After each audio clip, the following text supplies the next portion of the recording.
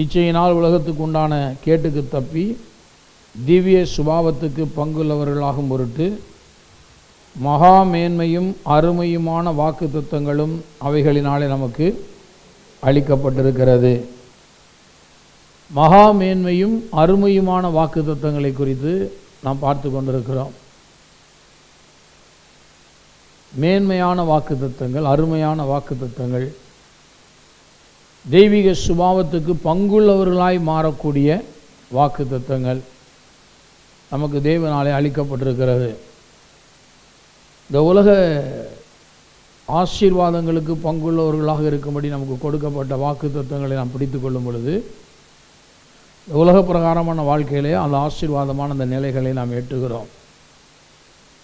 அதே நேரத்தில் தெய்வீக சுபாவத்துக்கு பங்குள்ளவர்களாகும் பொருட்டு என்று எழுதப்பட்டிருக்கிறபடி தேவனுடைய அந்த சுபாவங்களை உடைய மனிதர்களாக மாறும்படி நமக்கு நிறைய வாக்கு தத்தங்கள் கொடுக்கப்பட்டிருக்கிறது. பக்தி விருத்தியும் புத்தியும் ஆறுதலும் உண்டாக அவன் தீர்க்கதரிசனம் உரைக்கிறான் என்று 1 கொரிந்தியர் 14ஆம் அதிகாரத்தில் நம்ம வாசிக்கிறோம். 2ஆம் வசனம் என்னமாய் சொல்லுகிறது, ஒரு தீர்க்கதரிசனம் உரைக்கும் போது பக்தி விருத்தியும் புத்தியும் ஆறுதலும் உண்டாக அவன் பேசுகிறான் என்று வேதம் சொல்லுகிறதை பார்க்கிறோம். 3ஆம் வசனம் 1 கொரிந்தியர் 14:3 தீர்க்கதரிசனம் சொல்லுகிறவனோ மனுஷருக்கு பக்தி விருத்தியும் புத்தியும் ஆறுதலும் உண்டாக பேசுகிறான். இப்போ தீர்க்கதரிசனத்தை அவன் அப்படிலாம் உரைக்கும் பொழுது என்ன நடக்குது அப்படிங்கிறதெல்லாம் கடந்த வாரத்தில் பார்த்தோம். அப்படி உரைக்கும் பொழுது சபைக்குள்ளே உண்டாகிற மாற்றம் என்ன? முதல் தீர்க்கதரிசனம் சொல்லும் பொழுது சபை பக்தி விருத்தி அடைகிறது. அந்நிய பாஷையில் பேசும் பொழுது இவனுடைய பக்தி விருத்தி அடைகிறது. இவன் தனக்கே பக்தி விருத்தி உண்டாக பேசுகிறான் அப்படின்னு பார்க்குறோம். தீர்க்கதரிசனம் சொல்லும் பொழுது சபையும் பக்தி விருத்தி அடையுது, அது அவனுக்கும் பிரயோஜனமாக, அது அவனுக்கும் ஒரு எடிஃபிகேஷனை கொடுக்குது அப்படிங்கிறது குறித்து. ஏன்னா தன்னால் மக்கள் ஆசீர்வதிக்கப்படுகிறார்கள் என்ற ஒரு நிலையை அவன் எட்டுகிறான். அதெல்லாம் குறித்து நிறைய பார்த்தோம்.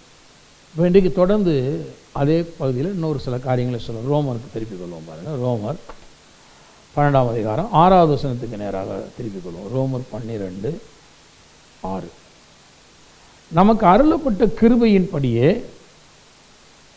நாம் வெவ்வேறான வரங்கள் உள்ளவர்களானபடியினாலே நம்மில் தீர்க்க தரிசனம் சொல்லுகிற வரத்தை உடையவன், எல்லாரும் வாசிங்க, விசுவாச பிரமாணத்தின்படியே பிரமாணத்துக்கு ஏற்றதாக சொல்ல கடவன். பாருங்க, இப்போ சரீரமாகிய சபையை பற்றி பேசிட்டு வர முந்தின வருஷத்தில் அதான் பேசுகிறார். 4ஆம் வசனம், ஏனெனில் நமக்கு ஒரே சரீரத்திலே அநேக அவயவங்கள் இருந்தும் எல்லா அவயவங்களும் ஒரே தொழில் இராது. அநேகராகிய நாமும் கிறிஸ்துவுக்குள் ஒரே சரீரமாக இருக்க ஒருவருக்கொரு அவயவங்களாக இருக்கிறோம். ஏன்னா சபைங்கிற அந்த ஒரு கூட்டு அமைப்பை பற்றி தான் பேசிட்டு வர்றார். இப்போ அவங்களுக்குள்ள கிரியை செய்கிற வரத்தை பற்றி தான் பேசுகிறார். அப்போ அவர் சொல்லும் பொழுது நமக்கு அருளப்பட்ட கிருபையின்படி, யாருக்கு அருளப்பட்ட? சபைக்கு அருளப்பட்ட, மக்கள் எல்லாருக்கும் அருளப்பட்ட கிருபை.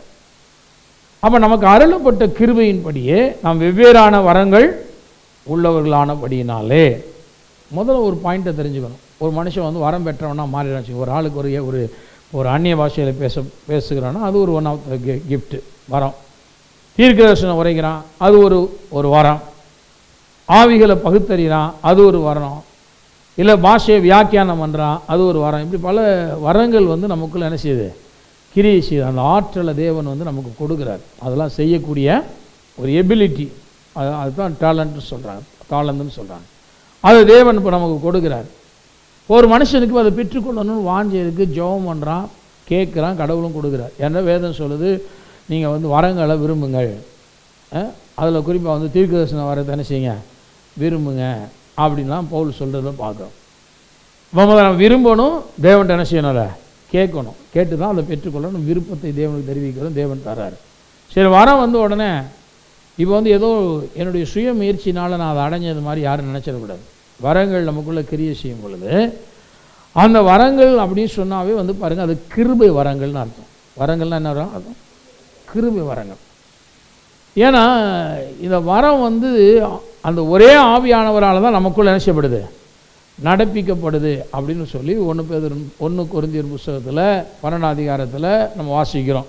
அந்த ஒரே ஆவியானவர் தான் இவைகள் எல்லாத்தையும் நடப்பித்து தமது சித்தத்தின்படி அவனவனுக்கு பகிர்ந்து கொடுக்கிறார். 12:11 எழுதப்பட்ட 1 கொரிந்தியரில் தேவன் அந்த ஒரே ஆவியானவர் மூலமாக தான் இது எல்லாத்தையும் நமக்கு பகிர்ந்து கொடுக்குறாரு. நம்ம எல்லாரும் பெற்று கொண்டு இருக்கிறோம். ஆகவே இந்த வரம் பியூர்லி கிஃப்ட், கிருபையினால் ஒரு மனுஷனுக்கு கொடுக்கப்படுகிற ஒன்றாக இருக்கிறதை நாம் பார்க்கிறோம். ஆகவே வரங்கள் ஒரு கிருபையினால தான் கொடுக்கப்படும் பொழுது கிரியையினால் அது என்ன செய்யலை, கொடுக்கப்படல. இப்போ நான் கேட்கிறேன், நான் ஜெபம் பண்ணுறேன் அப்படிங்கன்னா, நான் ஜெபம் பண்ணின அல்லது நான் கேட்ட அந்த கிரியையினால் நான் அந்த வரத்தை பெற்றுக்கொள்ளலை. தேவன் கிருபையாய் அந்த வரத்தை எனக்கு என்ன செய்கிறாரு, கொடுக்குறாரு. என்னுடைய not according to my work, என்னுடைய கிரியையின் படி அல்ல, என்னுடைய வேலைக்கு கிடைச்ச கூலியாக நான் வரத்தை என்ன செய்யக்கூடாது, நினைக்கக்கூடாது. நான் ஜெபம் பண்ணினேன், நான் பெற்றுட்டேன் அப்படின்னா ஏதோ நான் பண்ணினதுனால எனக்கு ஏதோ ஒன்று கிடைச்சது மாதிரி அந்த மாதிரி நினைக்கக்கூடாது. அது என்னுடைய கிரியைகளுக்கு கிடைத்த கூலி அல்ல. வரங்கள் என்பது கிருபையாய் தேவன் ஒரு மனிதனுக்கு என்ன செய்கிறாரு, கொடுக்குறாரு. அப்போ நான் கேட்கணுமா, கேட்கணும். ஆனால் நான் கேட்டதுனால அதை பெற்றுக்கொண்டதுனால அது என்னுடைய கிரியைகளுக்கு கிடைத்த பலனாக நாம் நினைக்கக்கூடாது. ஏனென்றால் அந்த வரங்கள் என்பது நம்முடைய கிரியைகளுக்கு மேலானது, ரொம்ப பெருசு. அது ஆவியானவர் தான் நம்ம எல்லாருக்குமே பகிர்ந்து கொடுக்குறாரு. இப்போ அப்படியே ரோமர் 12 வந்துருவோம் பாருங்க. நமக்கு அருளப்பட்ட கிருபையின் படியே. இப்போ நமக்கு வரம் எப்படி கொடுக்கப்படுதுன்னா அருளப்பட்ட கிருபையின் படி. அப்போ அருளப்பட்ட கிருபையின் படி நம்ம வெவ்வேறான வரங்கள் உள்ளவர்கள் ஆனபடினால அப்போ நிறைய வரங்கள் நமக்குள்ளே வேலை செய்யுது. ஹீலிங் கிஃப்ட்ஸ் வேலை செய்யுது, பலவிதமான வரங்கள் நமக்குள்ளே வேலை செய்யுது. அப்போ நம்ம கிருபையை ஒழுங்காக பற்றி கொள்ளணும், கிருபையை ஒழுங்காக பற்றி கொள்ளணும். கிருபை வரங்கள் அது ஸ்டாப் ஆகாது, அது தொடரும். ஆனால் என்ன பண்ணிடுறாங்க அப்படின்னு சொன்னால், சில நேரங்களில் ஊழியர்கள் அவங்க மேன்மை பாராட்டி கொண்டு அந்த வரங்களும் வல்லமைகளும் கிருபையாய் நமக்கு கொடுக்கப்பட்டிருக்கிறது, அந்த கிருபையை நாம் சார்ந்து கொண்டு நாம் தொடர்ந்து இந்த ஊழியங்களை நடப்பிக்கணும். அந்த கிருபையை எப்படி நாம் சார்ந்து கொள்ளணும் அப்படிங்கிறத அவர்கள் சரியாக பற்றி கொள்ளாததுனால அந்த ஊழியத்தில் அந்த அற்புதங்களை செய்கிற காரியம் என்ன செஞ்சிருது, இல்லாமல் போய்விடுகிறது. தேவன் அவர் ஒன்றை துவக்கினார்னா அது ரொம்ப அழகாக போயிட்டே இருக்கும் வாழ்க்கையில். இப்போ அப்போஸ்தலனாகிய பவுலுடைய ஊழியத்தில் அற்புதம் ஆரம்பத்தில் நடந்துச்சு, முடிவில் நடக்கலைன்னு போட்டிருக்கா. இல்லை பேதுருடைய ஊழியத்தில் ஆரம்பத்தில் நடந்துச்சு, இப்போலாம் நடக்கலை, வயசாயிருச்சு அப்படின்னு போட்டிருக்கா. அதெல்லாம் கிடையாது. அது தொடர்ந்து இருக்க இருக்க நல்லா பிரைட்டாக போயிட்டு இருப்பாங்க. எப்போவுமே ஆவிக்குரிய காரியங்கள் வர வர விருத்தி அடைந்து அது இருக்க இருக்க அதிகமான சூரிய பிரகாசம். நீதிமானுடைய வாழ்க்கை அதிகமாய் நடுப்பகல் வரை அதிகமாய் பிரகாசிக்கிற சூரிய பிரகாசம் போல இருக்கும். ஒன்றில் ஆரம்பிச்சிருந்தாருன்னா அது இன்னும் பிரகாசம் கூடிக்கொண்டே போகணும். அவருடைய முடிவு எப்படி இருக்குன்னா சாயந்தர பொழுதல்ல, முடிவுனா மத்தியான பொழுது. ஆமென், அப்படிதான் இருக்கணும். நடுப்பகல் வரைக்கும் தான் நீதிமானுடைய வாழ்க்கை. காலை பொழுதுல ஆரம்பிக்கலாம், ஆனால் நீதிமானுடைய வாழ்க்கையின் முடிவு சாயந்தர பொழுதல்ல. எல்லாரும் சொல்லுங்க, நீதிமானுடைய வாழ்க்கையின் முடிவு நடுப்பகல். அப்ப நம்ம வாழ்க்கையில எல்லாமே நடுப்பகலா இருக்கணும், நடுப்பகல்ல தான் எண்ட் ஆகணும். வேதம் தான் சொல்லு, நடுப்பகல் வரை அதிகமாய் பிரகாசிக்கிற சூரிய பிரகாசம். அப்ப அந்த பிரகாசம் இல்லாம டவுன் ஆகுது. இல்ல இப்ப ஆவியானுடைய கிரியை பார்க்க முடியலன்னா என்னன்னா சம்திங், ஏதோ தவறான ஒரு லைன்ல போகும் பொழுது ஆவியானவர் சைலண்ட் ஆயிடுவார். கிருபை வரங்கள் ஆப்ரேட் ஆக மாட்டேங்குது, கொஞ்ச நாள் போகுது, அப்புறம் அதுக்கப்புறம் என்ன செய்ய மாட்டேங்குது, வேலை செய்ய மாட்டேங்குது. நான் அப்படிப்பட்ட ஊழியர்களுக்காக நான் பரிதவிக்கிறேன். ஏன்னு கேட்டால் தேவன் நல்ல துவக்கத்தை தான் நினைச்சிருக்கிறாரு, கொடுத்திருக்கிறாரு. நல்ல துவக்கம், அருமையான துவக்கம். ஆனால் அவங்க எண்டு இப்போ போய்கிட்டு இருக்க பாதையும் சரியில்லை, முடிவும் சரியில்லாமல் போகுது. ஏன்னா அது அவங்க அந்த சரியானபடி ஆவியினுடைய வழிகளில் அவங்க போகலை. ஆனால் அழைக்கப்பட்ட பொழுது ஆரம்ப நிலையில் தேவன் அற்புத அடையாளங்களோடு அவங்கள ஊழியத்துக்கு நினைச்சிருக்கிறாரு, அழைத்திருக்கிறார். ஆனால் அவங்க இடையில எங்கேயோ மிஸ் பண்ணுறாங்க. அவங்க சரிப்படுத்தி கொண்டால் நல்லாயிருக்கும். சரிப்படுத்தாமல் அது வேறு மாதிரி ஏதாவது அதுக்கு ஒரு காரணம் சொல்லிட்டு இருந்தாங்கன்னா, நான் சொல்கிறேன், தேவ ஆவியானுடைய பிரசன்னத்தை அங்கே பார்க்க முடியும். ஆர்டிஃபிஷியலாக நிறைய விஷயங்களை செய்யலாம். மக்களுக்கு இப்போ அற்புதம் அடையாளம் நடக்கலை, அப்போ அவங்கள வேறு மாதிரி சாட்டிஸ்ஃபை பண்ணுறதுக்காக வேறு மாதிரி காரியங்களெல்லாம் கொண்டு சபைக்குள்ளே புகுத்துறாங்க. நான் சொல்கிறேன், பரிசுத்த ஆவியானுடைய செயல்பாடுகள் என்பது வெறும் ஆட்டம் பாட்டம் மட்டுமல்ல, ஆர்ப்பரிப்பும் குதித்தலும் மட்டுமல்ல, அது அற்புத அடையாளங்களினால் உறுதிப்படுத்தப்படுகிறதாக இருக்கிறது. வேத வசனத்தை தேவன் பாருங்க, அவர்கள் வாயிலிருந்து புறப்பட்ட கிருபையுள்ள வசனங்களுக்கு சாட்சியாக அற்புதங்களையும் அடையாளங்களையும் தேவன் அப்போஸ்தலருடைய கைகளால் நடக்கும்படியாக அனுகிரகம் செய்தருளினார். அப்போ தேவன் என்னன்னா, கிருபையுள்ள வசனத்துக்கு சாட்சியாக வசனத்தை பேசுகிற இடத்துல அற்புத அடையாளங்கள் என்ன செய்யணும்? நடக்கணும். அதுதான் சரி. அற்புதம் அடையாளமே இல்லாமல் நான் ஒரு வசனத்தை பேசிட்டு இருக்கேன் அப்படின்னு சொன்னால் அது சரி கிடையாது. நான் சொல்ல, ஒழுங்கா கிருபையுள்ள வசனத்தை பேசினா அந்த கிருபைக்குள்ள அற்புதம் இருக்கு, கிருபைக்குள்ள சுகமளித்தல் இருக்கு, அடையாளங்கள் இருக்கு. தேவன் கண்டிப்பாக அதெல்லாம் என்ன செய்வார்? நடப்பிப்பார். அற்புத அடையாளங்களை நம்ம பார்க்க முடியும். அற்புத அடையாளங்கள் தொடரும். அதனால தான் வேதம் சொல்லுது, நமக்கு அருளப்பட்ட கிருபையின்படியே நாம் வெவ்வேறான வரங்கள் உள்ளவர்கள் ஆனபடியினாலே நம்மில் தீர்க்க தரிசனம் சொல்லுகிற வரத்தை உடையவன் விசுவாச பிரமாணத்துக்கு ஏற்றதாக. இப்போ பாருங்க, அவர் சொல்றாரு, இப்போ நீங்கள் வரம் பல வரம் இருக்கு, வரம் எல்லாமே கிருபையினால் கொடுக்கப்பட்டிருக்கு. அப்போ கிருபையை சார்ந்து கொண்டா வரம் ஒழுங்காக நிச்சயம் வேலை செஞ்சுட்டே இருக்கும். ஒரு பாயிண்ட். ரெண்டாவது சொல்லும் பொழுது, நம்மில் தீர்க்க தரிசனம் சொல்லுகிற வரத்தை உடையவன் எப்படி சொல்லணுமா? விசுவாச பிரமாணத்திற்கு ஏற்றதாக சொல்ல கடவன். இப்போ நிறைய நேரங்களில் இப்போ தீர்க்க தரிசனம் உரைத்தல் சொல்லும்போது முதலே ஒரு 3 பாயிண்ட் சொல்லிட்டேன். பக்தி விருத்தி, புத்தி, ஆறுதல். நீங்கள் சொல்கிற தீர்க்க தரிசனத்தில் இது இருக்கணும். தீர்க்க தரிசனத்தில் பர்டிகுலராக ஒரு மனுஷனை பற்றி எனக்கு ஒன்றும் வெளிப்படலை, அதனால் நான் சொல்ல முடியலை அப்படின்னு இருக்க வேண்டியதில்லை. நீங்கள் அபிஷேகத்தினால் நிறையும் பொழுது ஆவியானுடைய ஏவுதல்னால பொதுப்படையாக நீங்கள் தீர்க்க தரிசனம் என்ன செய்ய முடியும்? உரைக்க முடியும். அது யாருக்கு தேவையோ அவங்களுக்கு நேரம் ஆவியானவர் டைரக்ட் பண்ணுவார், அவங்களுக்கு அது உணர்த்தப்படுவார். கர்த்தர் உனக்கு தான் அந்த வார்த்தையை அனுப்புகிறேன், நீ பிடித்துக்கொள், நீ தைரியப்படு, நீ பலப்படு, நீ சோர்ந்து போகாத அப்படின்னு சொல்லி சோர்வாக வர்ற மனிதனுக்கு, அதை பலவீனமாக இருக்கிற மனிதனுக்கோ அல்லது தேவையுள்ள மனுஷனுக்கோ அந்த வசனத்தை தேவன் அவங்க உணரும்படி செய்வார்.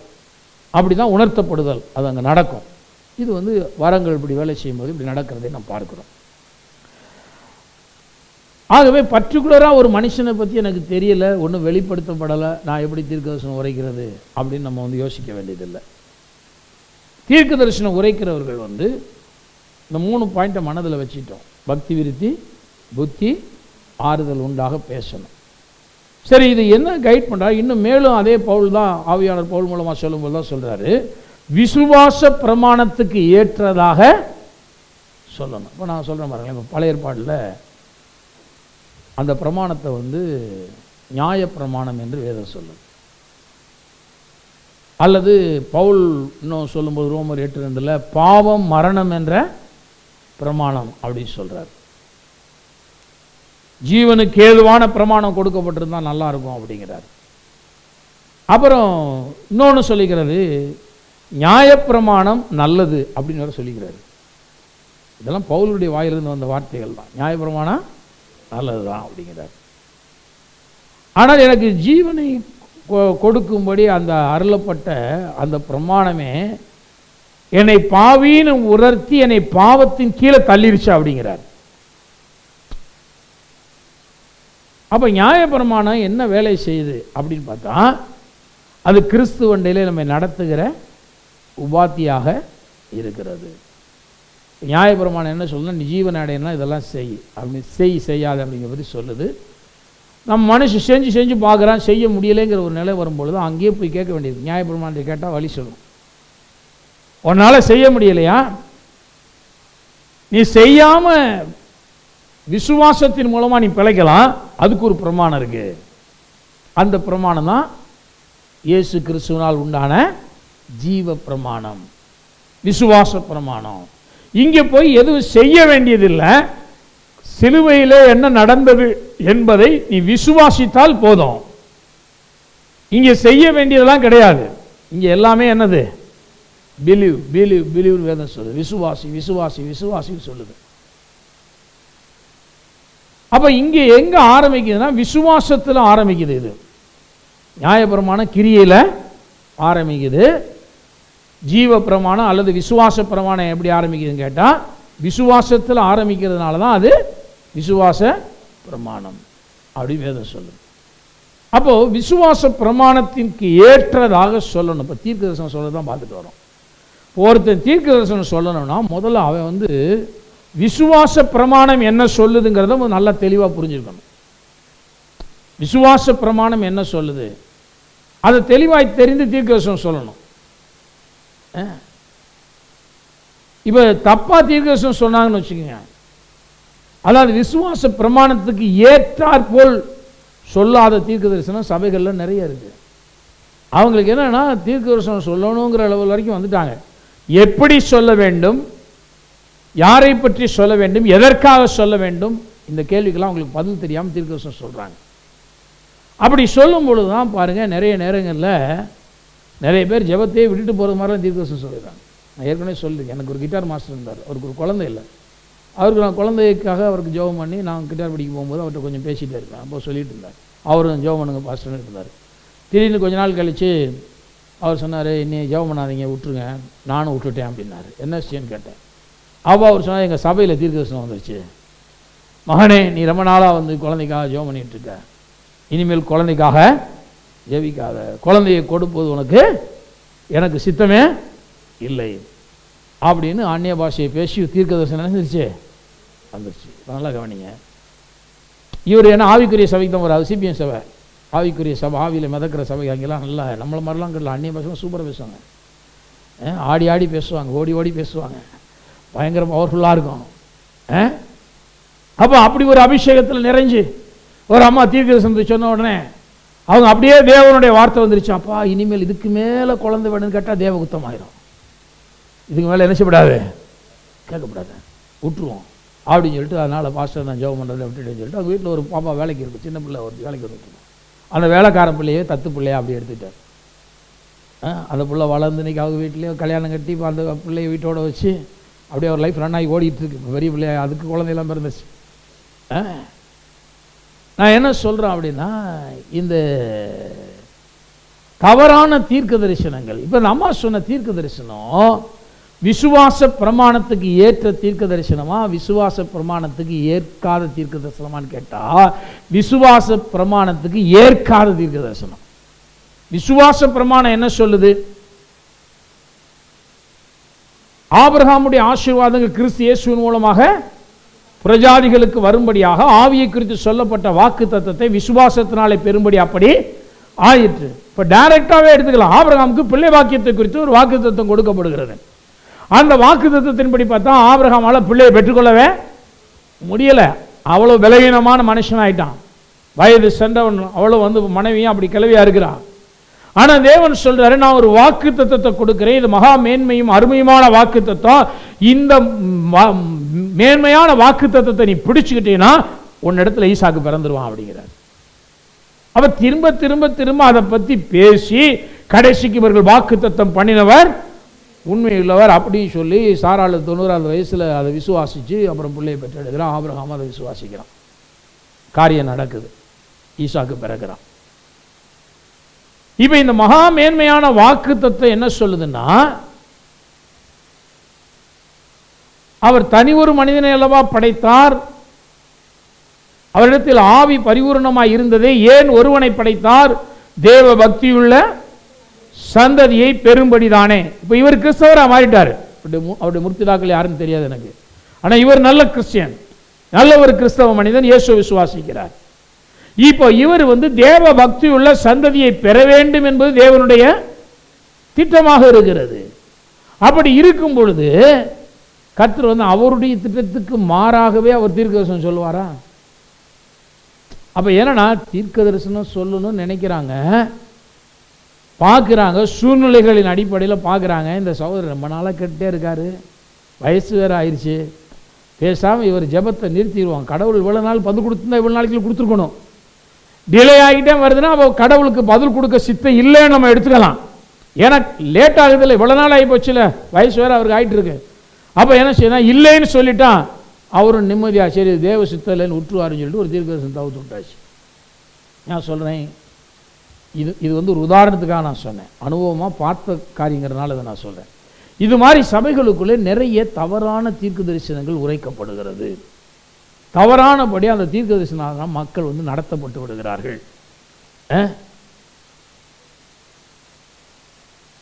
சில நேரங்களில் வந்துலாம் பார்த்தீங்கன்னா இந்த பொண்ணு பார்க்குறது மாப்பிள்ளை பார்க்குறது எல்லாம் கூட தீர்க்க தரிசனத்தில் வரும்.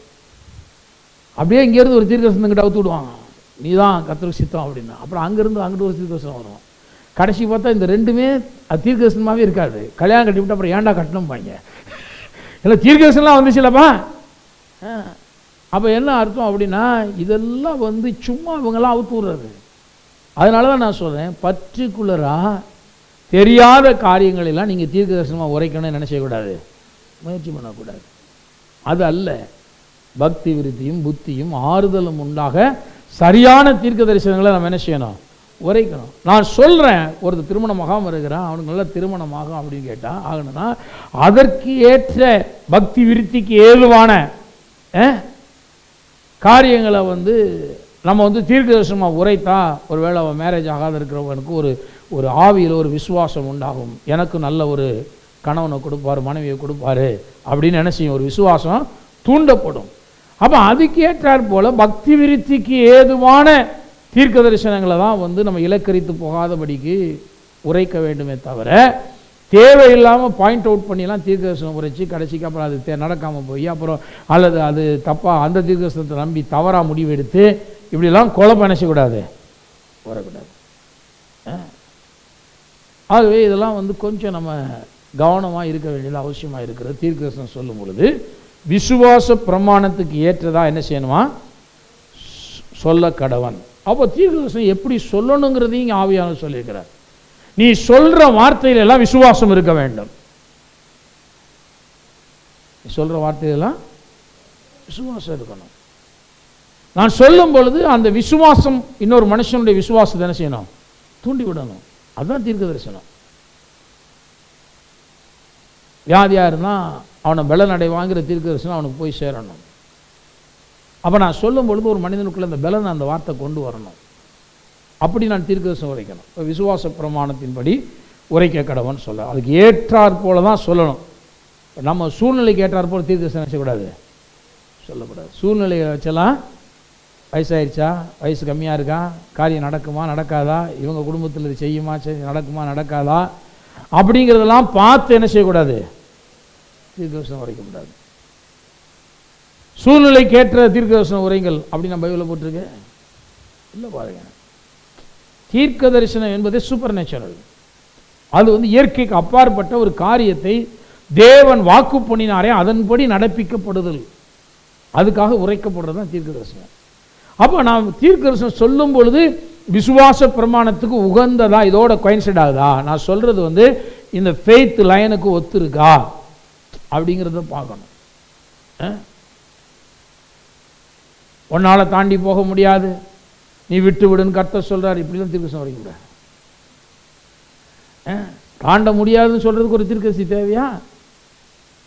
தாவீது சொல்ற, உம்மாலின் ஒரு சேனைக்குள் பாய்ந்து போக வேண்டிய பலத்தினால் ஒரு மதிலையும் போர்த்து தாண்ட முடியலன்னு உட்கார்ந்துக்கிட்டு இருக்கிறவருக்கு நீங்க இப்படி ஒரு தீர்க்கதரிசனம் சொன்னீங்கன்னா அவனுக்கு ஒரு நம்பிக்கை பிறகும். தாவீதை போல நானும் ஒரு சேனைக்குள் பாய்ந்து போவேன், அவருடைய பலத்தினால் ஒரு மதிலை என்ன செய்ய முடியும், என்னாலையும் தாண்ட முடியும்னு தேவன் சொல்றார். நான் முடியாதுன்னு நினைச்சிட்டு வந்தேன், ஆனால் தேவன் இன்னைக்கு என்னால முடியும்னு சொல்லியிருக்கிறாரு அப்படின்னு ஒரு நம்பிக்கையோடு அவன் போய் முயற்சி பண்ண ஆரம்பிப்பான்.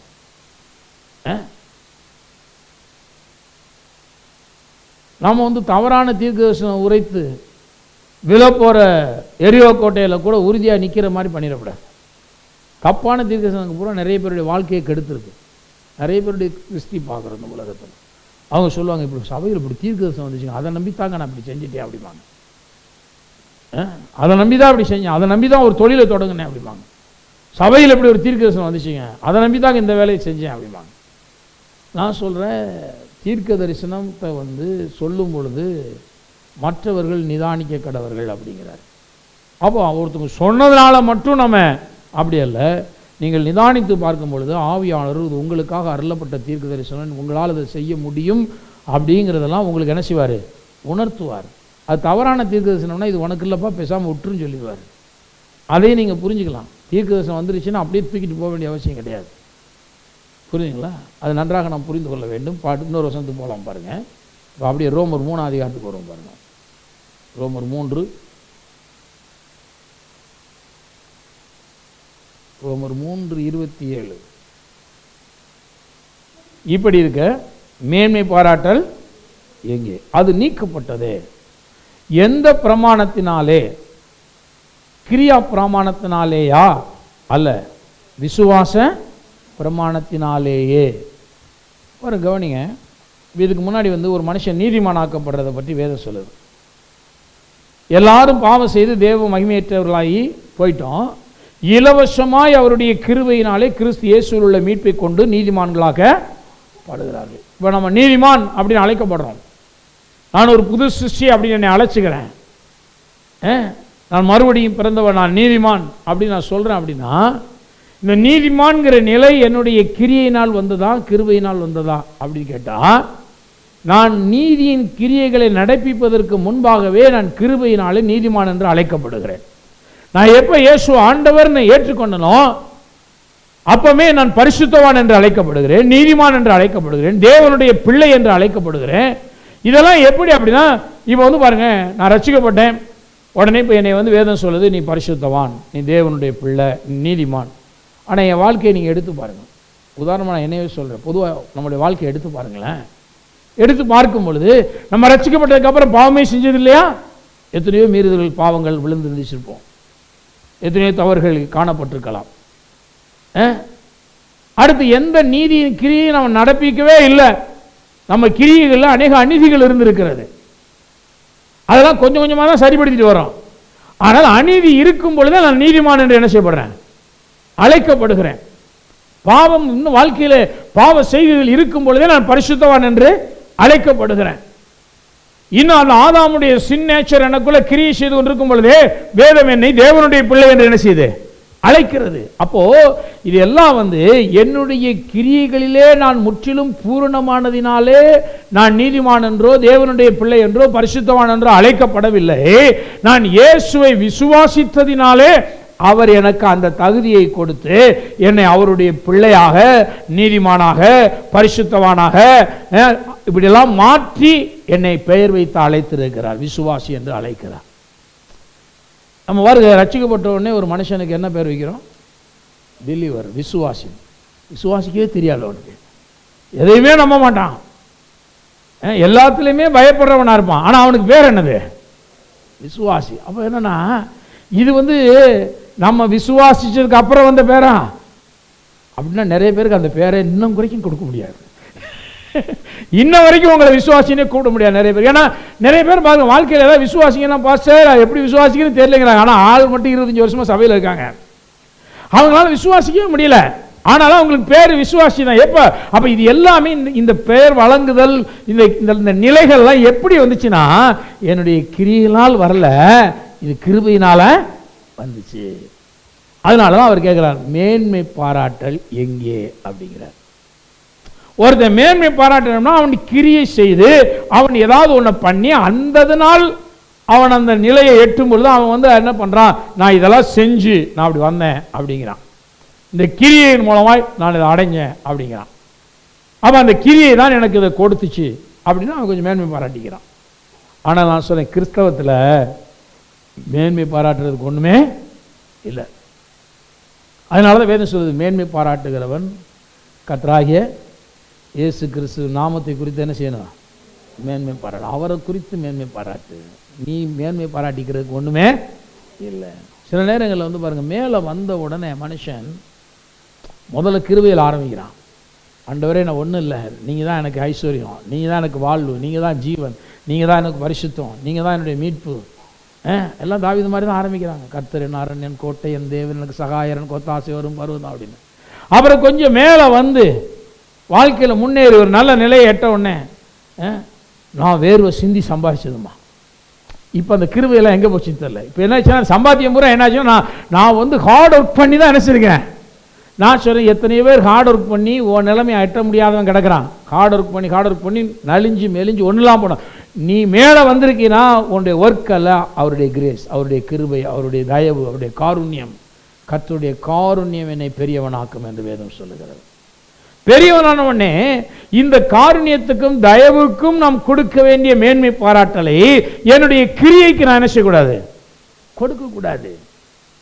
நான் விசுவாசியா இருக்கிறபடினாலே தேவன் சொல்லுகிறபடி கிரியை நடப்பிக்கிறேன், அது வேற.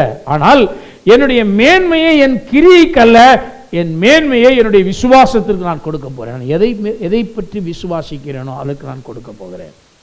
ஆகவே இங்கே வேதத்தில் பார்க்கிறோம், மேன்மை பாராட்டல் எங்கே? அது நீக்கப்பட்டதேங்கிறார். மேன்மை பாராட்டல் என்ன செய்ய? நம்ம வாழ்க்கையை விட்டு என்ன பண்ணிட்டார்? கர்த்தர் நீக்கி வச்சுட்டார். இல்லைன்னா 1 கொரிந்தியர் திரும்ப போய் அங்கே படிக்கணும். வேதம் சொல்லுது இல்லையா, நம்மளை வந்து ஞானிகளை வெட்கப்படுத்தும்படி தேவன் பைத்தியமானவைகளை உள்ளவைகளை அவமாக்கும்படி இல்லாதவைகளையும் இழிவானவைகளையும் அற்பமாய் எண்ணப்பட்டவைகளையும் தேவன் என்ன செஞ்சார்? தெரிந்து கொண்டார். நம்மலாம் இல்லாதவர்கள், இழிவானவர்கள், அற்பமாய் எண்ணப்பட்டவர்கள், ஞானிகள் அல்ல, பைத்தியக்காரர்கள், நம்மளை தான் தேவன் தெரிந்தெடுத்தார்.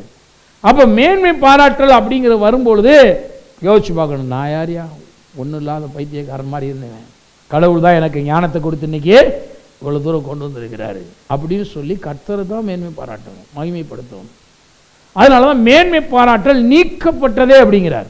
மேன்மை பாராட்டல் அப்போ எவ்வளவு வாழ்க்கையில் உயர்ந்த நிலைகளை எட்டினாலும் நான் என்று சொல்லி மேன்மை பாராட்டிக் கொள்ள என்னிடத்தில் ஒன்றுமே இல்லை. மேன்மை பாராட்டுதல் என்னை விட்டு நீக்கப்பட்டு விட்டது. நான் அதை வந்து உள்ள அட்டாச் பண்ண முடியாது. நான் அட்டாச் பண்ணால் தோற்று போயிடுவேன். ஏனென்றால் நான் கிருபையினாலே விசுவாசத்தை கொண்டு தான் என்ன செய்கிறேன்?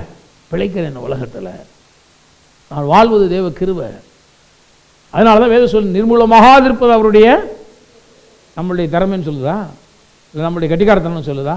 நிர்மூலமாக இருப்பது அவருடைய கிருபை, சுத்த கிருபை. அப்போ மேன்மை பாராட்டுதல் கிடையாது, அது நீக்கப்பட்டது. எந்த பிரமாணத்தினால் நீக்கப்பட்டதுன்னு கேட்கிறார். இப்போ நியாயப்பிரமாணம் வந்து இந்த மேன்மை பாராட்டுதல் நீக்குச்சார் கிட்ட கிடையாது. ஏன்னா அது செய்யாதே செய்யாதே என்று சொல்லிக்கொண்டே வரும்பொழுது நான் இதை செய்தேன், நான் பிழைத்தேன், நான் இதை செஞ்சேன், நான் இதை அடைஞ்சேன், இல்லைன்னு இதை செய்ய இதை அடையும்படி நான் இதை செய்து கொண்டு இருக்கிறேன், இப்படி தான் போயிட்டே இருந்துச்சு. அப்போ நியாயப்பிரமாணம் மேன்மை பாராட்டுதலை விளக்கலை. எது விளக்குச்சுன்னா விசுவாச பிரமாணத்தினாலே அது நம்மை விட்டு என்ன செய்யப்பட்டது?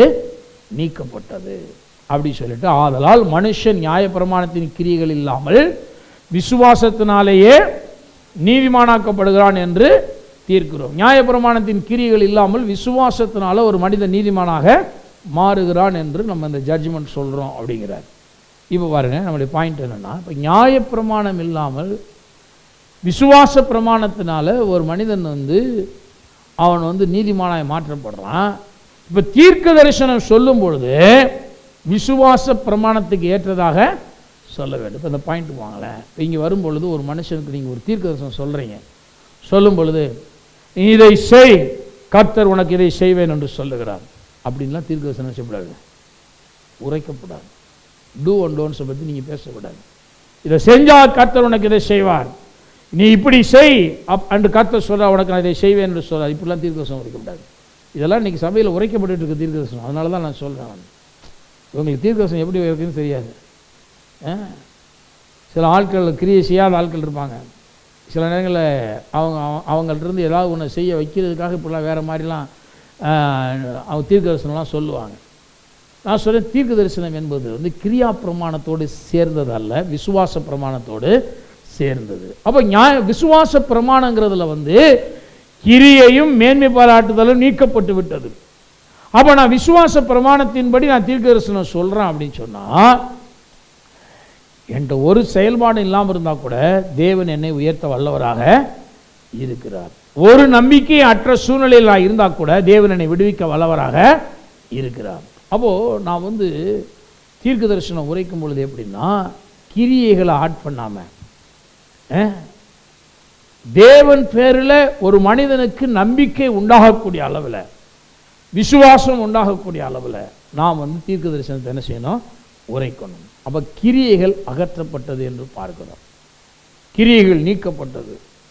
அப்போ விசுவாச பிரமாணத்தின் படியாக நம்ம தீர்க்க தரிசனத்தை நன்றாக உரைக்க நாம் கற்றுக்கொள்ள வேண்டும். இப்போ அப்படி என்ன வருவோம் பாருங்கள். இந்த லா ஆஃப் ஃபெய்த், விசுவாச பிரமாணம் சொல்லும்போது, பிரமாணம் என்றால் லா. பழைய ஏற்பாட்டில் நியாய பிரமாணம் சொல்கிறோம் இல்லையா, அது வந்து old testament law. New testament லாங்கிறது வந்து ஃபெய்த் லா அல்லது law of life, law of faith அப்படின்னு பார்க்குறோம். இப்போ வந்து லா ஆஃப் ஃபெய்த் விசுவாச பிரமாணத்தின்படி சொல்லணும். இப்போ லா ஆஃப் ஃபெய்த் அப்படி சொன்னால் பாருங்கள், பிரமாணம்னு சொல்லும் பொழுதே சில இடங்களில் இந்த சட்டத்திட்டங்களை பற்றி பேசினாவே நிறைய பேருக்கு இவர் என்னடா கிருபைனா கிருபைக்குள்ளே எந்த சட்டமும் இருக்கக்கூடாது. இன்றைக்கி நிறைய கிருபையை பேசுகிறோம்னு சொல்கிற பிரசங்கமார்கள் வந்து கிருபைக்குள்ளே சட்டத்திட்டங்களே இல்லை என்று எண்ணிக்கொண்டு பேசுகிறபடினால அவங்க வாழ்க்கையிலும் எந்த ஒழுங்கும் இல்லை. ஏன்னா எந்த சட்டத்திட்டமே இல்லைல்ல, எந்த ஒழுங்குமே கிடையாது. எல்லாம் ஒழுங்கின்மையும் வெறுமையுமாக இருக்கிறது. எந்த ஒழுங்குமே அங்கே இல்லை. நான் சொல்லுகிறேன், விசுவாச பிரமாணத்துக்குள்ளும் ஜீவ பிரமாணத்துக்குள்ளும் விதிமுறைகள் இருக்கிறது. அந்த விதிமுறைகளை தேவன் வந்து அகற்றி போடவில்லை. அதனால தான் இதை வந்து வெறும் ஃபெய்த்னு சொல்லாமல் லா ஆஃப் ஃபெய்த், விசுவாசத்தின்படி சொல்ல கடவன் அப்படி சொல்லிக்கலாம் இல்லையா. விசுவாச பிரமாணத்தின்படி ஏன் சொல்றாங்க? அந்த பிரமாணம்ங்கிற வார்த்தையை வருது ஏன்? அந்த லா அல்லது பிரின்சிபல், கோட்பாடு என்ற வார்த்தை ஏன் வருது அப்படின்னு கேட்டா, சில பிரின்சிபல்ஸ் கோட்பாடுகளை வரைமுறைகளை நான் வச்சிருக்கிறேன். அவன் விசுவாசத்துக்குள்ளும் சில வரைமுறைகள் இருக்கிறது. சில விசுவாசிக்கிறேன் சொல்லுவாங்க, வரைமுறை என்னன்னே தெரியாது. நான் சொல்ல விசுவாசத்துக்குள்ளே தேவன் வைத்திருக்கிற அந்த வரைமுறைகள், அந்த விதிகள், அந்த பிரமாணங்களை நம்ம வந்து கற்றுக்கொள்ளும் பொழுதுதான் நம்ம ஃபெய்த் வந்து சரியாக வேலை செய்யும். இல்லைன்னா வேலை செய்யாது. நிறைய பேர் பாருங்கள், விசுவாசிக்கிறேன்னு சொல்லிட்டு சொல்லுவாங்க, பாவம் விசுவாசத்தில் இருக்கிறேன்னு சொல்லிட்டு செத்து போயிட்டாருங்க அப்படிமா. விசுவாசத்தில் மருந்து இருக்காமல் இருக்கேன்னு செத்து போயிட்டார் அப்படின்வாங்க. சில விசுவாசத்தில் இருக்கிறேன்னு சொல்லி தான் இந்த நிலைமையில் இருக்கிறாங்க, தரித்திரத்தில் கிடக்கிறாங்க அப்படிமா. நான் சொல்லேன், அவங்களுக்கு விசுவாசம்னு ஒன்று சொல்கிறாங்க, ஆனால் விசுவாசங்கிற சரியான செய்யலை, அவங்களுக்கு புரியலை. அந்த விதிமுறைகள் அவங்களுக்கு என்ன செய்யலை, தெரியலேன்னு அர்த்தம். நான் சொல்கிறேன், விசுவாச விதிமுறைகளை நீங்கள் தெரிந்து கொண்டால், அந்த விசுவாச விதிமுறைகள் உங்களுக்குள்ள வேலை செய்யும்போது நிச்சயமாகவே அந்த விசுவாச விதிமுறைகளை நீங்கள் கடைபிடிக்கும் பொழுது நீங்கள் பிழைப்பீர்கள். அதில் சந்தேகமே கிடையாது. ஏன்னா தன் விசுவாசத்தினால நீதிமான் பிழைப்பான் என்று பார்க்கிறோம். இந்த லாஸ் வந்து நம்ம கரெக்டாக கண்டுபிடிக்கணும், கரெக்டாக பிடித்து கொள்ள வேண்டும். அப்போ விசுவாசம் என்பதும் ஒரு பிரமாணம், ஒரு சட்டதிட்டங்கள் அடங்கினது அப்படிங்கிறத நம்ம முதல்ல புரிஞ்சுக்கணும். இப்போ விசுவாசத்தை ஆரம்பத்தை நம்ம பார்க்கும்போது, விசுவாசம்னா என்னென்னு பார்க்கும்போது எபிரேயர் 11 அதிகாரத்தில் சொல்லப்பட்டிருக்கிறது. அது வந்து நம்பப்படுகிறதுல உறுதியும் காணப்படாதவைகள் மேல் இருக்கக்கூடிய நிச்சயம் என்று பார்க்கிறோம். காணக்கூடியவைகள் நம்ம பார்க்குறோமே, இவைகள்லாம் வந்து எப்படி உண்டாச்சுன்னா, காணப்படாதவைகளிலிருந்து தான் இந்த காணக்கூடியவைகள்லாம் என்ன செஞ்சு உண்டானது அப்படின்னு நம்ம பார்க்குறோம். எபிரேயர் 11 அதிகாரத்தில் வாசிக்கிறோம். விசுவாசமானது நம்பப்படுகிற உறுதியும் காணப்படாதவைகளின் நிச்சயம். அதாவது கண்களுக்கு புலப்படாதவைகள், காணப்படாதவைகள், அல்லது நான் எப்படி சொன்னேன், உருவாகாதவைகள், எப்படிலாம் எடுத்துக்கலாம். அவைகள் மேல் உள்ள உறுதியான நம்பிக்கைக்கு பேர் தான் ஃபெய்த். இப்போ விசுவாசத்தினாலே நாம் உலகங்கள் தேவனுடைய வார்த்தையினால் உண்டாக்கப்பட்டது என்றும், இவ்விதமாய் காணப்படுகிறவைகள் தோன்றப்படுகிறவைகளால் உண்டாகவில்லை என்றும் அறிந்திருக்கிறோம். பாருங்க, தேவன் வந்து உன்னை உருவாக்கினாரே, இந்த உலகத்தை உருவாக்கினாரே, இந்த உலகத்தை உண்டாக்குறதுக்கு வந்து மூலப்பொருட்கள் அவசியம் இல்லையா? மூலப்பொருட்கள் வந்து அவசியம். ஆனால் தேவன் வந்து இந்த உலகத்தை உண்டாக்குறதுக்கு அவர் எந்த மூலப்பொருட்களையும் சார்ந்து கொண்டிருக்கவில்லை. ஆதியிலே இருந்து எல்லாம் உண்டானது. அவற்றிலிருந்து தான் எல்லாம் என்ன செஞ்சு. ஆதின்னு சொன்னால் தேவன் அர்த்தம். ஆதினா தேவன், அவர் தான் பிகினிங், ஆரம்பம், ஆதினா தேவன். அப்போ அதனால தான் சொல்லி இந்த உலகங்கள் வந்து உண்டாகிறதுக்கு, இப்போ இந்த உலகம்னு சொன்னால் நீங்கள் யோசிப்பீங்க, உலகத்தில் எவ்வளவு மூலக்கூறுகள் இருக்குது, எவ்வளோ மெட்டீரியல்ஸ் இருக்குது. உலகம்னு சொல்லும்போது அதுக்குள்ள ஏராளமான காரியங்கள் உள்ளே இருக்குது. அதிலிருந்து சிலவற்றை வெளியில் எடுத்து நமக்கு உபயோகமான பொருளாக மாற்றி என்ன செஞ்சுருக்கிறோம், வச்சுருக்கோம். இப்போ பாருங்கள், பிளாஸ்டிக்கை பிரிச்சடித்து சேராக மாற்றி வச்சுருக்கிறோம். இதெல்லாம் உலகத்தில் இருக்கக்கூடிய மூலப்பொருட்கள் தான். மரம் வளருது, அதை வெட்டி எடுத்து ஃபர்னிச்சராக மாற்றி நம்ம நல்ல தேவையான ஃபர்னிச்சர்ஸை பண்ணிக்கிறோம். பூமியில் அயன் இருக்குது, கோல்டு இருக்குது, விலையேறப்பட்ட கற்கள் இருக்குது. இது எல்லாம் வந்து பூமியிலேருந்து விளையுது, அதை எடுத்து நம்ம வேறு பொருளாக மாற்றி என்ன செய்கிறோம், அனுபவிக்கிறோம். இதெல்லாம் நிறைய பண்ணிகிட்டே இருக்கிறோம். நிறைய காரியங்களை வந்து இந்த மூலப்பொருட்கள்லேருந்து தான் எல்லாமே உருவாக்குறோம். ஆனால் தேவன் வந்து இந்த உலகத்தை உண்டாக்குறதுக்கு அவருக்கு எந்த மூலப்பொருளும் தேவையே இல்லை. அப்ப இந்த மூலப்பொருட்கள், ஒரு காரியம் உருவாக வேண்டுமானால் அதுக்கு வந்து ஒரு பொருள் தேவைப்படுது. அதுல இருந்தா இன்னொன்று என்ன செய்யுது, கிரியேட் பண்றோம் நம்ம இல்லையா? மனுஷனுடைய சிருஷ்டிப்பு போல கண்டுபிடிப்பு எல்லாம் அப்படிதான். ஒன்றிலிருந்து ஒன்றை என்ன செய்யறான், உருவாக்குகிறான். இது வந்து மேன்மேட் திங்ஸ், மனிதன் உருவாக்குகிறது, அதாவது சிருஷ்டிக்கிறதல்ல, உருவாக்குதல். மனுஷன் வந்து ஒன்றிலிருந்து இன்னொன்றை உருவாக்குகிறான். ஆனா தேவனுக்கு பேர் வந்து சிருஷ்டிகர். அப்படின்னா என்ன அர்த்தம்னா, ஒன்றுமே இல்லாமல் இருக்கும் பொழுது ஒன்றை என்ன செய்யறது, படைப்பது, உருவாக்குவது. சிருஷ்டிப்பதுன்னா அப்படிதான். அவருக்கு வந்து இப்போ இந்த உலகத்தை உண்டாக்குறதுக்கு நிறைய ரா மெட்டீரியல்ஸ் வேணும். ஆனால் இந்த ரா மெட்டீரியல்ஸ் எதுவுமே கிடையாது. ஆனால் தேவன் அதை எல்லாவற்றையும் என்ன செஞ்சாரு, அவருக்குள்ள இருந்தால் வெளியே கொண்டு வந்தார் போட்டிருக்கு. அதனால தான் ஆதியிலே இருந்தது வார்த்தை. ஆதியில் என்ன இருந்துச்சு? இப்போ பாருங்க, நம்ம வாழ்க்கையில் சில நேரங்களில் அந்த மூலப்பொருட்கள் மேலே ரொம்ப கவனம் வைக்கிறோம். இது இருந்தால் தான் இது வரும், இதுவே இல்லையா? ஒரு தொழில் செய்யணும்னா ஒரு முதலீடு தேவை இல்லையா, ஒரு மூலம் தேவை இல்லையா, ஒரு ஒரு ஒரு ஃபினான்ஸ், ஒரு இன்வெஸ்ட்மெண்ட் தேவை. இப்போ இன்வெஸ்ட்மெண்ட்டே என்கிட்ட இல்லை, நான் எங்கெங்க தொழில் பண்ண முடியும்? நான் சொல்றேன், தேவன் உங்களோடு இருக்கிறாரான்னு பாருங்க.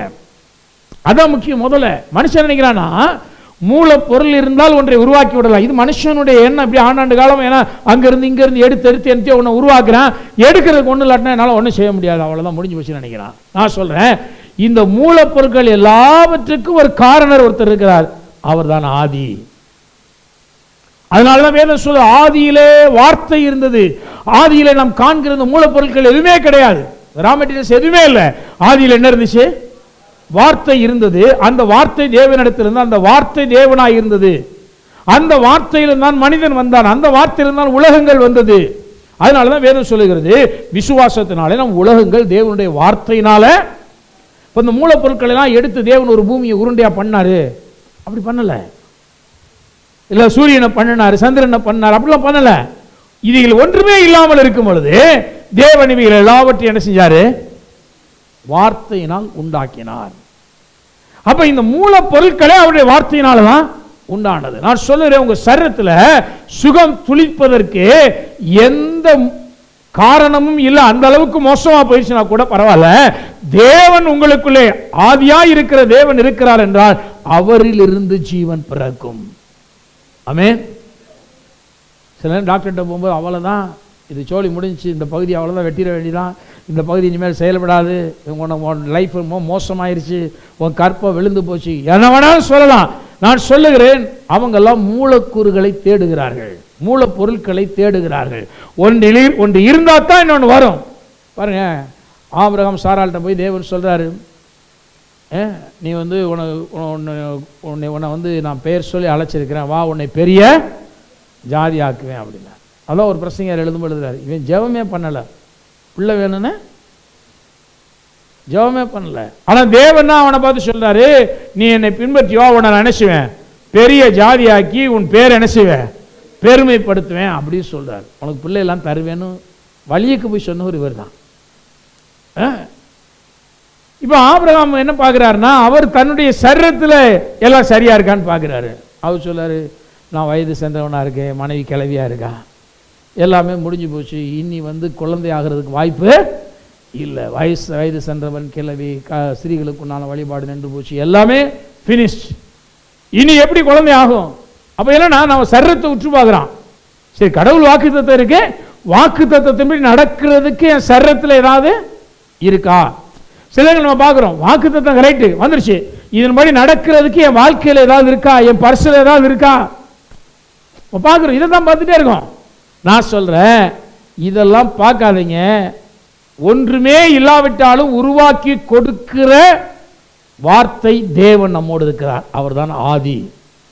ஆதி இருந்தா, ஆதியில் இருந்தாங்க மூலம் வரும். ஆதி மூலம் பேர் வச்சிருக்கான் பார்த்தீங்களா, அருமையான பேர். எனக்கு ஒரு வாத்தியார் இருந்தார் ஆதி மூலம், புரஜாதியா நல்லா அந்த பேரை பிடிச்சி வச்சிருக்காங்க பாருங்க, ஆதி மூலம். அவங்க தான் நிறைய பேர் அந்த மாதிரி பேர் வச்சிருக்காங்க. ஆதினா தேவன், தேவனிலிருந்து ஒரு மூலம், அது இருந்துச்சுன்னா மனுஷனுக்கு வேண்டிய எல்லாம் என்ன செஞ்சிடும், ஆதி மூலத்தை விட்டுறாதீங்க. ஆதி இருந்தால் மூலம் வரும். இப்போ நம்ம எனக்கு அந்த மூலக்கூறுகள் என்ன இருக்கு? மூலம் இல்லை, எனக்கு ஒரு சோர்ஸ் பாயிண்ட் எதுவுமே தெரியல. நான் சொல்றேன், அந்த சோர்ஸ் பாயிண்ட கிரியேட் பண்றவரே தேவன், அவர் நம்மோடு இருக்கிறார். ஹல்லேலூயா. ஆதியா இருக்கிற கர்த்தருக்காக கரங்களை தட்டி தேவனை ஸ்தோத்திரிப்போம். ஹல்லேலூயா. ஆக ஆதி என்று சொல்லப்பட்ட அந்த தேவன் நம்மோடு இருக்கிறார். தேவன் நம்மோடு இருக்கிறார். அதனால இந்த உலகத்தில் எல்லாமே எப்படி சிருஷ்டிக்கப்பட்டதுன்னா தேவனுடைய அந்த வார்த்தையினால தான் சிருஷ்டிக்கப்பட்டது. அப்போ அதில் இருந்தான் அந்த நமக்கு வேண்டிய அந்த ரா மெட்டீரியல்ஸ், அந்த ஆரம்ப நிலை. ஒரு பிள்ளை வேணுமா, ஒரு கர்ப்பம், வித்து, இது எல்லாவற்றையும் தேவனா என்ன செய்றாரு? அதெல்லாம் கிரியேட் பண்ணுறவராக இருக்காரு. அவருக்குள்ளே இருந்தால் எல்லாமே வருது. அதனால நம்ம ரொம்ப மெடிக்கல் ஓரியன்டாக அப்படியே சிந்திச்சு, ஐயோ மருத்துவம் இப்படி சொல்லிருச்சு, மருந்து இப்படி சொல்லிருச்சு, இதில் இதுக்கு மருந்து இல்லை, மாத்திரை இல்லை. நிறைய பேர் கவலை என்னென்னா, மருந்து இல்லை, இதுக்கு மருந்து கண்டுபிடிச்சா நல்லா இருக்குமே, மருந்து இல்லை, மாத்திரை இல்லை. நான் சொல்றேன், தேவனை கண்டுபிடிங்க. வேதம் சொல்லுது, அவருடைய வார்த்தை கண்டுபிடிக்கிறவனுக்கு ஜீவனும் உடலுக்கெல்லாம் மருந்தாம் ஆரோக்கியமாம் என்று வேதம் சொல்லுகிறது. மாத்திரை இல்லைன்னு யார் சொன்னது? நான் சொல்றேன், தேவனுடைய வசனம் மாத்திரையை காட்டிலும் பெரியது. அதான் ஒரு பாருங்க, ஒரு கேன்சர் பேஷண்ட் ஒருத்தனை ட்ரீட் பண்ணிகிட்டே இருக்கேன். அவனுக்கு சொல்லிகிட்டே அடிக்கடி அவன் அடிக்கடி சொல்லுவாங்க, சபைக்கு நான் விசுவாசத்தில் இருக்குன்னு சொன்னான். அங்கே இருக்கிற அம்மாமார்கள், நீ ஒழுங்காக போய் வைத்தியம் பாரு, நீ மருந்து எடுக்கிறது இல்லையா, மருந்து எடுக்கிறது இல்லையா, இப்படியே கேட்டு என்னை ரொம்ப பாடாப்படுத்துகிறாங்க பாஸ்டர் அப்படின்னு சொல்லுவான் தம்பி. நான் சொல்லுவேன், இனிமேல் கேட்டால் சொல்லு, நானும் மருந்து எடுத்துகிட்டு தான் இருக்கேன்னு சொல்லிடு. அவங்க திருப்தியாக போயிடுவாங்க. என்ன மருந்து கேட்டால், உங்களுக்குலாம் தெரியாத ஒரு அற்புதமான மருந்து எடுத்துகிட்டு இருக்கேன், அது தேவனுடைய வார்த்தை. மனுஷன் என்னன்னா, இன்னைக்கு நிறைய பேர் விசுவாசத்தில் இருக்கிறோம்னு சொல்லிவிட்டு உலக பிரகாரமாக டாக்டர் கொடுக்குற மருந்தும் சாப்பிட்றது இல்லை, ஆவிக்குரிய மருந்தையும் எடுக்கிறது இல்லை. கடைசிக்கு விசுவாசத்தில் செத்து போயிடறாள். நான் அந்த பையன்கிட்ட சொல்லி கொடுத்துருக்கேன், நீ ஒரு நாளைக்கு 3 வேளை மருந்து சாப்பிட்றது மாதிரி அரை மணி நேரம் உட்காந்து தேவனுடைய வார்த்தை என்ன செய்யணும், நீ சொல்லிட்டே இருக்கணும், புசித்து கொண்டே இருக்கணும். இந்த மருந்தை எடுத்தா நீ பிழைப்ப. இதையும் எடுக்காம விட்டுட்டா, அதையும் எடுக்காம விட்டுனா செத்து தான் போயிருக்க நீ.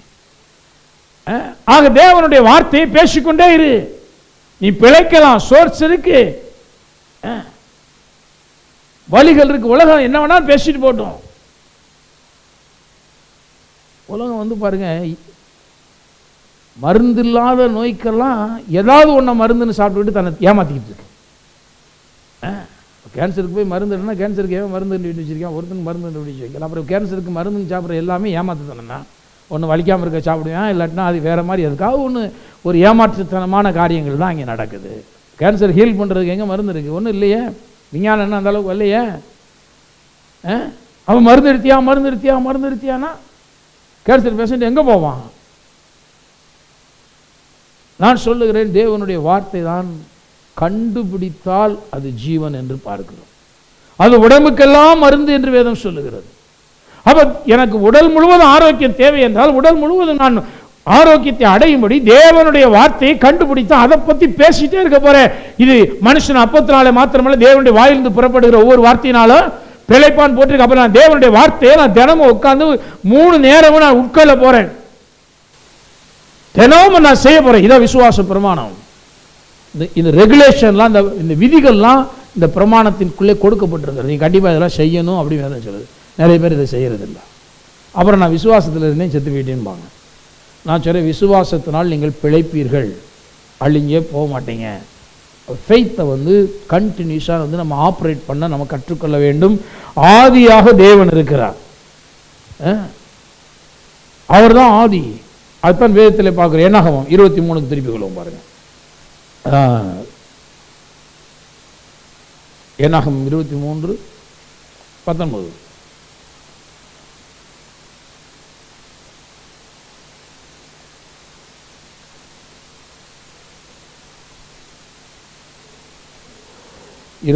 அதிகாரம் 19வது வசனத்தை வாசிக்கலாம்.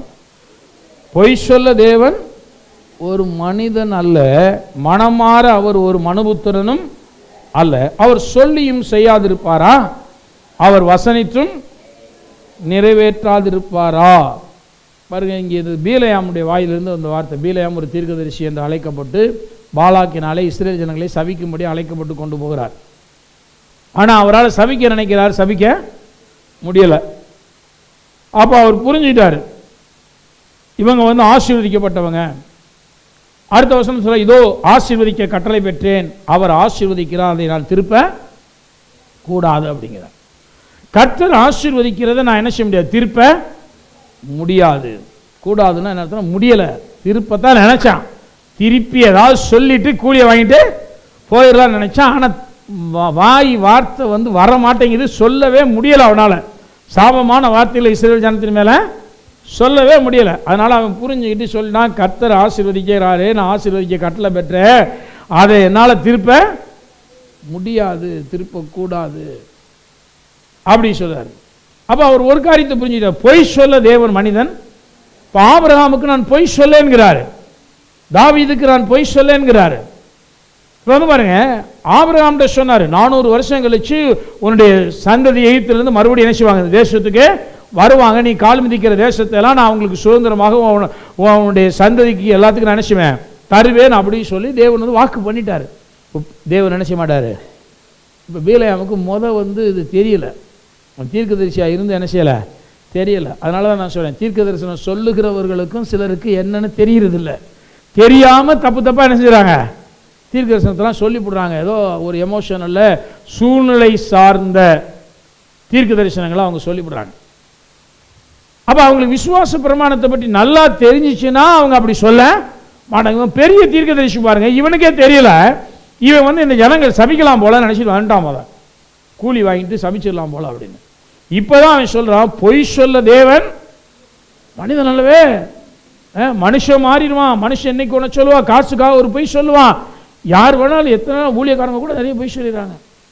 சந்தர்ப்ப சூழ்நிலைகளில் பார்த்தீங்கன்னா ஒரு பொய்யினால் ஒரு ஆதாயம் கிடைக்குன்னா சொல்லிட்டு போமே அப்படிங்கிற மாதிரி சர்வசாதாரணமாக பொய் சொல்லிட்டு போயிடுறாங்க.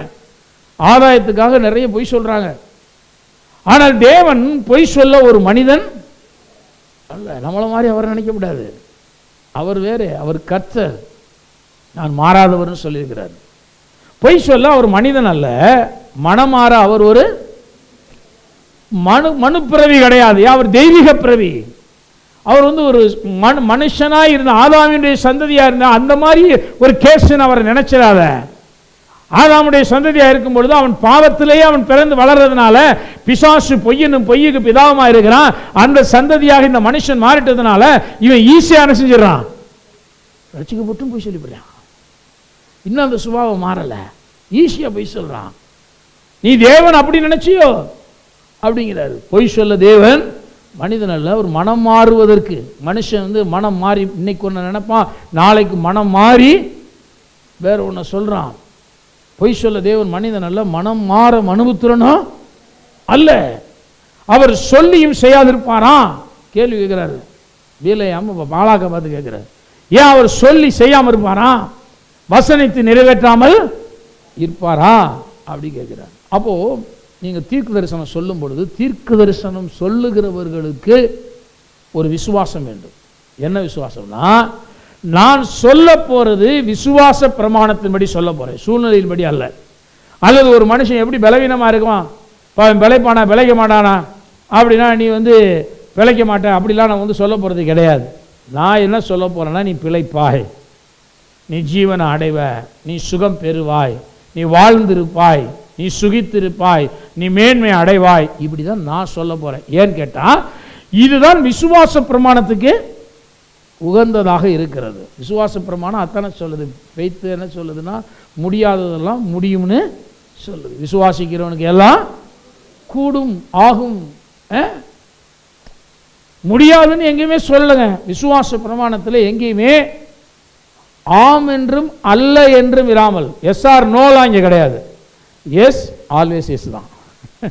ஆம் என்றும் ஆமேன் என்றும் அப்படிதான் இருக்கிறது. அப்போ விசுவாச பிரமாணம் வந்து ஒரே ஒரு சைடு தான். என்ன சைடுனா, எல்லாமே எஸ் ஆமே. நோங்கிறது விசுவாச பிரமாணத்தில் இல்லை. தேவன் வந்து நீ உன்னை விசுவாசிக்கும் போது இல்லைப்பா சொன்னேன் ஆனால் உனக்கெல்லாம் செய்ய முடியாது அப்படின்லாம் வந்து யாரையும் என்ன செய்ய போகிறது இல்லை, ரிஜெக்ட் பண்ண போகிறது கிடையாது. யாரையும் ரிஜெக்ட் பண்ண மாட்டார். அவர் எல்லாருக்கும் தேவனானவர். தம்மை தொழுது கொள்கிற யாவருக்கும் அவர் ஐஸ்வர்ய சமணர் போடுது. யாருக்கெல்லாம் அவர் ஐஸ்வர்ய சமணர்? ஆராதனைக்கு ஒழுங்காக வந்தீங்கன்னா நீங்கள் பணக்காரராயிருவீங்க. ஆராதனை ஒழுங்காக நீங்கள் அட்டன் பண்ணீங்க, ஒழுங்காக நீங்கள் கடவுளை ஆராதிச்சிங்கன்னா செல்வம் உங்கள் வாழ்க்கையில் பெருகும். நிறைய பேர் கடவுளை எதுக்கு ஆராதிக்கணும்னு தெரிய மாட்டேங்குது, எதுக்கு கோயிலுக்கு வர்றோம்னே தெரிய மாட்டேங்குது. ஏதோ போய் வசனம் கேட்க போகிறோம் போல. வசனம் எதுக்கு கேட்குறீங்க? அது அடுத்த வாரம் உன்னை ஒழுங்காக 9 மணிக்கு கோயிலுக்கு வரேன்னு சொல்கிறதுக்கு தான் வசனம் சொல்லுது.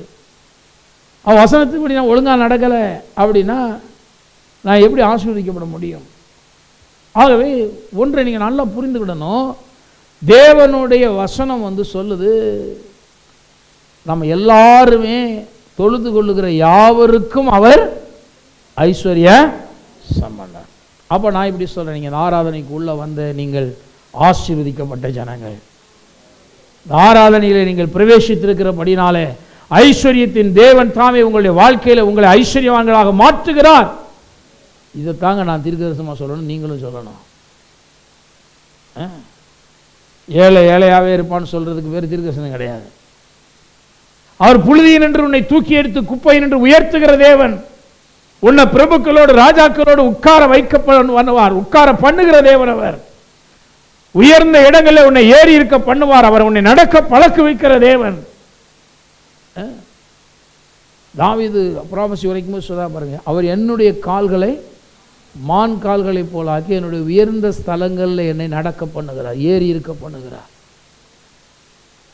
அவர் பாருங்க, நான் என் கால் வழுக்காதுன்னு சொல்ல வர்றாரு. அவர்தான் நான் மலை மேல ஏற முடியாத மலை மேல ஏறினா கூட கர்த்தரின் கால்களை மான் கால்களை போலாக்கி என்னை ஏற பண்ணிடுவார், நான் ஏறிடுவேன். எத்தனை பேர் நம்புறீங்க அப்படி? ஆமென். யாராவது ஏற முடியாதுன்னு சொன்னாங்கன்னா நான் சொல்ற தீர்க்கதரிசனத்தை நம்புங்க, நீ ஏறிடுவீங்க. இப்படிதான் இதாங்க தீர்க்க தரிசனம். தீர்க்க தரிசனம் என்பதை நாம் இப்படித்தான் சொல்ல வேண்டும். ஏனென்றால் ஏறி இருக்க பண்ணுவேன்னு அவர் வாக்கு பண்ணிட்டார்ல. இப்ப நான் போய் ஒன்னாலெல்லாம் ஏறிடலாம் நீ நினைக்காத தம்பி, அவன் ஏறினா, ஆனா நீலாம் அப்படி கனவு காணாத அப்படின்னு நான் சொன்னேன். அப்படின்னா நான் விசுவாச பிரமாணத்துக்கு ஒத்து என்ன செய்யல, பேசல.